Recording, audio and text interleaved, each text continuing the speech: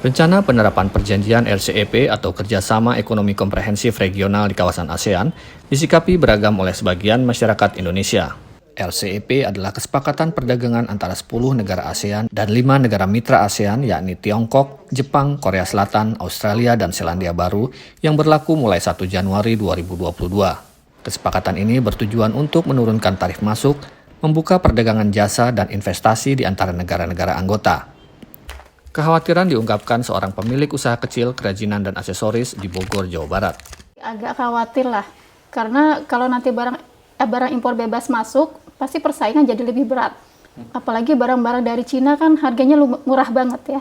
Pendapat berbeda diungkapkan pelanggannya. Kalau saya sendiri sebagai konsumen sih senang ya, karena tentunya kan banyak produk-produk asing yang masuk dan saya jadi punya banyak pilihan barang dengan harga yang juga kompetitif pastinya dengan produk-produk lokal. Pengamat ekonomi dari Selios menilai penerapan RCEP ini akan memberikan dampak bagi pelaku usaha di Indonesia. Apakah ini akan menguntungkan bagi pengusaha-pengusaha besar yang orientasinya adalah ekspor? Tentu ini akan membuka peluang. Tapi bagi pelaku usaha yang skalanya lebih kecil, ini banyak mendapatkan kerugian dari pemberlakuan kebijakan perdagangan bebas. Menurut Bima, Indonesia perlu berhati-hati dalam menerapkan perjanjian kerjasama perdagangan ini. Di satu sisi bisa mendorong ekspor Indonesia, namun di sisi lain bisa juga memperbesar impor Indonesia, khususnya dari Tiongkok. Dalam 3 hingga 4 tahun terakhir, terjadi kenaikan impor yang cukup signifikan dari Tiongkok ke Indonesia, dari 17% menjadi 32%. Jadi lebih dari 1/4 total impor barang non-migas itu Indonesia bergantung dengan Tiongkok. Dan ini artinya RCEP kalau tidak hati-hati justru akan mempermudah masuknya barang-barang dari Tiongkok, khususnya barang-barang konsumsi atau barang-barang jadi. Sehingga ini membuat pelaku usaha lokal juga akan kesulitan untuk bersaing. Pengamat lain menilai RCEP ini merupakan peluang untuk menarik investasi ke Indonesia.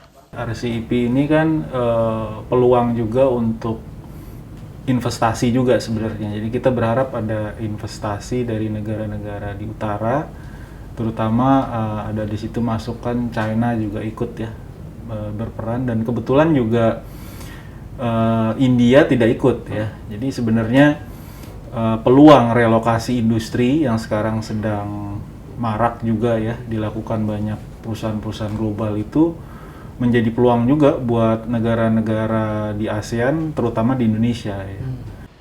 Indonesia sendiri saat ini belum meratifikasi perjanjian RCEP karena masih dalam proses pembahasan di parlemen.